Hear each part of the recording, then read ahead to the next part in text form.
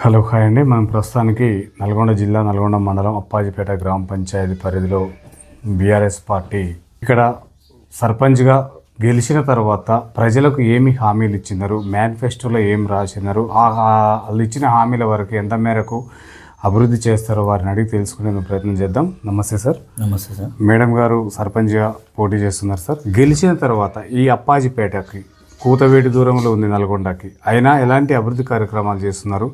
మొన్నటి వరకు కూడా కంచాల భూపాలరెడ్డి ఎమ్మెల్యేగా ఉండి మీకు ఎట్లాంటి అభివృద్ధి కార్యక్రమాలు చేశారు సార్? సార్, ఇక్కడ బీఆర్ఎస్ పార్టీ వచ్చిన కాడి నుంచే అప్పాజిపేట డెవలప్ అయింది. అంతకుముందు కాంగ్రెస్ పార్టీలో ఇక్కడ సీసీ రోడ్లు కానీ, మురికి కాలువలు కానీ, డ్రైనేజ్ ప్రాబ్లం చాలా ఉండేది, పారిశుద్ధ్యం కూడా కుంటుబడి ఉండేది. బీఆర్ఎస్ పార్టీ వచ్చిన కాడి నుంచి కేసీఆర్ గారి హాయంలో దాదాపుగా ఒక 2,50,00,000 సీసీ రోడ్లు పెట్టారు. సీసీ రోడ్లు పెట్టి మొత్తం ఊరు మొత్తం సీసీ రోడ్లు వేసినాం. డ్రైనేజీ కానీ, డ్రైనేజీలు మరియు ఊళ్ళో పారిశుద్ధ్యం, ఊళ్ళో డంపింగ్ యార్డు, శ్మశాన వాటిక అన్నీ కట్టించినాం. దాదాపు ఇక్కడ పల్లె ప్రకృతి వనం కూడా పక్కనే ఉన్నది, రైతు వేదిక.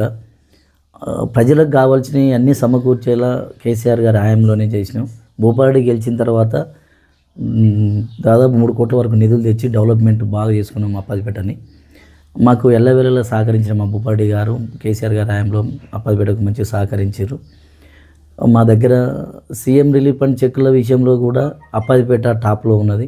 సరే, ఆ రోగాలు వస్తాయని మనం కళలో కూడా అనుకోము, కానీ అట్లా ఉన్నా కూడా వాళ్ళందరికీ సహాయ సహకారాలు అందించి సీఎం ఫండ్ రిలీఫ్ ఫండ్ చెక్కులు కూడా మంచిగా వచ్చేది అమౌంట్.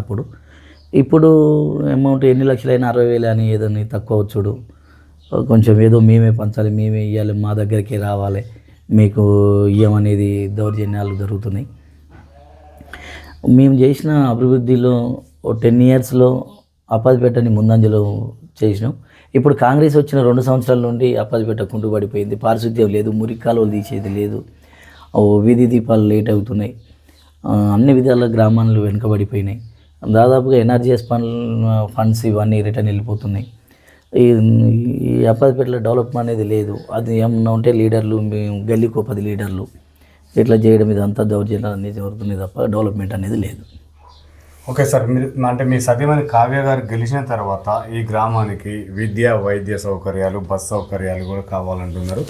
ఇక్కడ నల్గొండ జిల్లాకి మండలానికి దగ్గరలో ఉన్నప్పటికీ కూడా అభివృద్ధి లేదు అంటున్నారు సార్. మరి ఎక్కడ జాప్యం జరిగింది? ఆ తర్వాత మీరు ఏం చేస్తారు గెలిచిన తర్వాత? సార్, మాకు కావాల్సింది ఫస్ట్ పారిశుద్ధ్యం, విద్య, వైద్యం. నేను ఉదయం కానీ, నైట్ 12 గంటలకు కానీ, 2 గంటలకు కానీ, ఏ టైం కానీ ఊళ్ళో మీరు అప్పాజిపేట గ్రామంలో ఎవరు అడిగినా కూడా తౌటి కృష్ణ అంటే ఏందో చెప్తారు. ఎక్కడ ఏ ఆపద వచ్చినా, ఏ పిల్లలు ఏడన్నా పడిపోయినా కూడా, ఎవరికైనా యాక్సిడెంట్లు అయినా ఎమ్మడి తీసుకుపోయి హాస్పిటల్లో జాయిన్ చేయించుకొని, అక్కడ ఉన్న ప్రైవేట్ హాస్పిటల్ కానీ, ప్రైవేట్ హాస్పిటల్లో భూపాలరెడ్డి గారితో మాట్లాడించి అయిన బిల్లులో కూడా దాదాపుగా ఒక 40-50% మేము బిల్లులు పే చేసుకుంటూ వాళ్ళని కొంచెం బదిలాడుకొని సార్తో ఫోన్ చేయించి, అంత తక్కువ పేద ప్రజలే ఉంటారు ఊర్లలో కాబట్టి, రైతులు కాబట్టి నేమ్స్కి తీసుకుపోవడం, ఇవన్నీ తీసుకుపోవడం. ఎవరు అడిగినా, చిన్నపిల్లల్ని అడిగినా కూడా హాస్పిటల్ పోవాలంటే తౌటి కృష్ణ అని చెప్తారు. అన్ని విధాలు అందరికీ సహకరిస్తాం. మళ్ళీ మాకు పారిశుద్ధ్యం చాలా డెవలప్మెంట్ లేదు, ఇక్కడ పడిపోయింది. పారిశుద్ధ్యం కూడా ఫాస్ట్గా చేయిస్తాం. విద్య విషయానికి వస్తే మేము అక్కడ మీరు ప్రైమరీ స్కూల్ కానీ, హై స్కూల్ కానీ పోతే చెప్తారు తౌటి కృష్ణ గారు ఎలా వెళ్ళ సహకరిస్తారని. అక్కడ టీచర్స్ లేకున్నా కూడా సార్తో, భూపారెడ్డి గారితో ఎమ్మెల్యే ఉన్నప్పుడు మేము ఫోర్స్ చేసి డిప్యుటేషన్లో తీసుకొచ్చి ఇక్కడ విద్య గురించి చాలా కొట్లాడినాం, చాలా చేయించినాం. టీచర్స్ని డిప్యుటేషన్లో తీసుకొచ్చేది. ఇప్పుడు ఆ డిప్యుటేషన్లు అనే మాటే లేదు, వాళ్ళు వచ్చేదే లేదు. అక్కడ ప్రైమరీ స్కూల్లో కానీ వాళ్ళకు మంచిగా చదువుకునే పిల్లలకు గిఫ్ట్లు ఇవ్వడం, ఇంకా బాగా ఎంకరేజ్ చేయడం. మా ప్రైవేట్ స్కూళ్ళ కన్నా గవర్నమెంట్ స్కూల్కి పోవాలని చెప్పడం, అందులో టీచర్లతో మంచిగా ఉండి, హెడ్ మాస్టర్ కూడా మంచిగా చేసే శైలజ మేడం కూడా. సరే, ఆమె రిటైర్డ్ అయిందా మేడం, తర్వాత వేరే సార్ ఇన్ఛార్జి. ఇప్పుడు కూడా సరే మా వంతు సాయం మేము చేస్తున్నాం. ఇక్కడ రూపన్ మధు గారు అని అతను కూడా మంచిగా స్కూల్కు, హై స్కూల్కు చైర్స్, బెంచీలు అన్నీ చేయించి తన వంతు తాను సాయం చేస్తున్నాం. ఓకే సార్, అంటే అవతల వ్యక్తి ఇచ్చే హామీల కంటే మీరు మెరుగైన హామీలు ఏమైనా ఇస్తున్నారా? ఒకవేళ ఇస్తే వాటిని ఎలా నెరవేరుస్తారు? హామీలు నేను ఏదో చేసా చూసా మోసం చేయడం నాకు తెలియదు. వాళ్ళలాగా ఏదో వాట్సాప్లలో పెట్టి చెరువులు కబ్జాలు అయినాయి, అది చేస్తాం ఇది చేస్తాం అని. చెరువులు కబ్జాలు అంటే కబ్జాలు ఎక్కడ కాలేదు. దాన్ని చెరువులని ఆల్రెడీ మేము అన్ని మిషన్ కాకతీయలో మా దగ్గర అప్పాజిపేటలో పెద్ద చెరువు కాకతీయ సహా 7 చెరువులు ఉన్నాయి. 7 చెరువులని మిషన్ కాకతీయలో పొడికలు తీయించినాము. కంప చెట్లు, జంగిల్ కటింగ్ మొత్తం టోటల్ తీయించినాం. పీడర్ channel 3 పీడర్ channel చేయించినాం. చెరువుల డెవలప్మెంట్ ఆల్రెడీ చేసినాం. ఇప్పుడు నీళ్ళు మేము మా అప్పాజిపేట రెవెన్యూ నుంచే దాదాపుగా కొన్ని 100 ఎకరాలు పోయినాయి కాలువకి, బ్రహ్మణ వెల్లం నుంచి దోనపల్లి పోయే కాలువకి. కానీ మా అప్పాజిపేట చెరువులలో నీళ్ళు లేకుండా అయినాయి. మెలుగుగూడెం కాగు చెరువు ఇక్కడనే ఉంటుంది, పక్కనే పెద్ద చెరువు.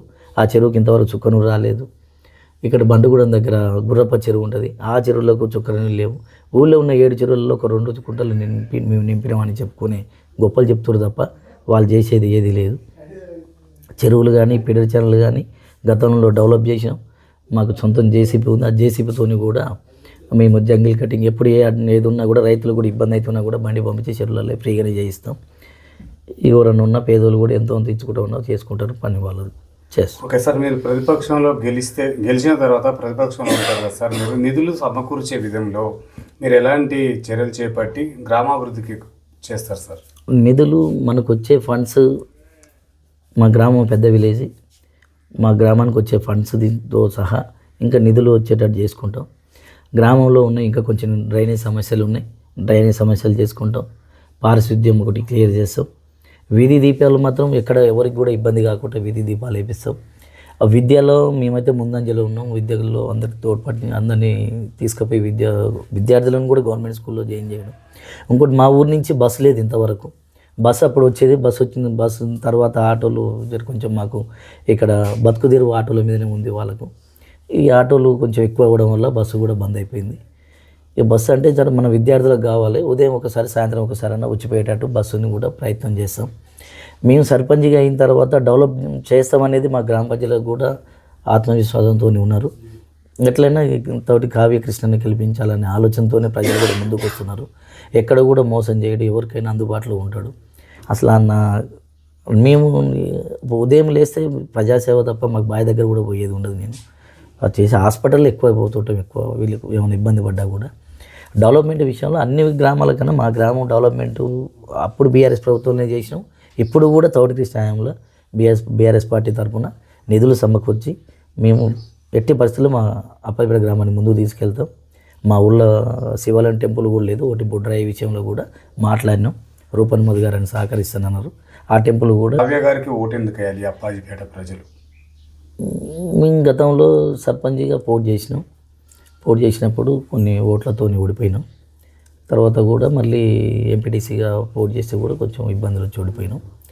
ఈసారి మేము అప్పాజిపేట విలేజ్లో ఒకసారి సర్పంచ్గా పోటీ చేయాలనే ఆలోచన మాకు ఉన్నది. మేము సర్పంచ్గా లేకుండా కూడా డెవలప్ చేసిన ఊరిని ఉంటే కూడా ఇంకా డెవలప్ చేస్తారనే ఆలోచన జనాలకు ఉన్నది. ఆ ప్రజలు కూడా ఉండమని చెప్పినప్పుడు మేము ఉండుతున్నాం. ప్రజలకు అందుబాటులో ఉండి ఊరిని డెవలప్ చేస్తామనే ఉద్దేశంతోనే మేము గ్రామంలో సర్పంచ్గా పోటీ చేస్తున్నాం. సర్పంచ్గా పోటీ చేసిన తర్వాత మేము ఊరిని ఏ విధంగా డెవలప్మెంట్ చేస్తాం, ఏ విధంగా ముందుకు తీసుకుపోతాం అనేది మా ఊరు గ్రామ ప్రజలందరికీ నమ్మకం ఉన్నది. సార్, అప్పాజిపేట గ్రామం ఓటర్లకి ఫైనల్గా ఏం చెప్పదలుచుకున్నాం ఎన్నికలను ఉద్దేశించి? అప్పాజిపేట ఓటర్లకు మేము ఫైనల్గా చెప్పదలుచుకున్నది, మోసపూరిత హామీలు ఇచ్చి అడ్డగోలు హామీలు ఇచ్చిన వాళ్ళని నమ్మవద్దు అని. ఇప్పటికి కూడా కాంగ్రెస్ పార్టీలో ఇచ్చిన హామీలలో ఒక్కటి కూడా నెరవేర్చలేదు. ఒకటి మహిళల బస్ ఫ్రీ అని మహిళలకు మాత్రం సగం ఫ్రీ చేసి బస్సు మహిళలకు పెట్టిండ్రు. బస్సులు మొత్తం ఊళ్ళల్లో తగ్గించారు. ఊళ్ళలో నడిచే బస్సులు కూడా లేకుండా పోయినాయి. ఇక్కడ అది దీపం గ్యాస్ పథకం పెట్టారు. గ్యాస్ సబ్సిడీ ఎవరికి లేదు. కరెంటు దాదాపుగా ఎస్సీ ఎస్టీలకు పెట్టినప్పుడు మంచిగానే ఉండేది. సరే, ఇప్పుడు కూడా కొంతమందికి వచ్చినాయి, కొంతమందికి ఏది కూడా సగం హామీలే చేసినారు. ఇక్కడ పింఛన్లు కూడా బీఆర్ఎస్ హయాంలో వచ్చిన పింఛన్సే ఉన్నాయి. ఇప్పటి వరకు ఒక పింఛన్ వచ్చిన దాఖలా కూడా లేదు. అప్పాజిపేట గ్రామంలో ప్రజలు మొత్తం చాలా విడోస్, భర్త చనిపోయిన వాళ్ళు, పేదోళ్ళు, ఈ రైతులు, పెద్ద మనుషులు అయిన వాళ్ళకు కూడా పింఛన్లు ఇద్దామని ఆన్లైన్ ఓపెన్ చేస్తలేరు. అక్కడ కూడా చాలా ఇబ్బంది పడుతున్నారు ప్రజలు. Okay, right. Thank you sir. చూస్తూనే